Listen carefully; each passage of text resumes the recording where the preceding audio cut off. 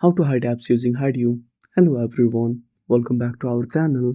So let's dive right in without wasting any time. Also make sure to watch this video till the end. So first of all, open up the application on a device. Then tap on Agree. Then tap on Grant. Now give the permission. Then tap on Got It. Now create a passcode. Then tap on the equal button. Again repeat the same passcode. Again tap on the equal button. Now simply tap on Hide Apps.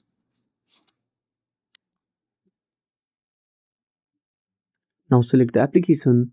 Then tap on Next. Then tap on Enter. Now select the application as a launcher. And that's it. Thanks for watching.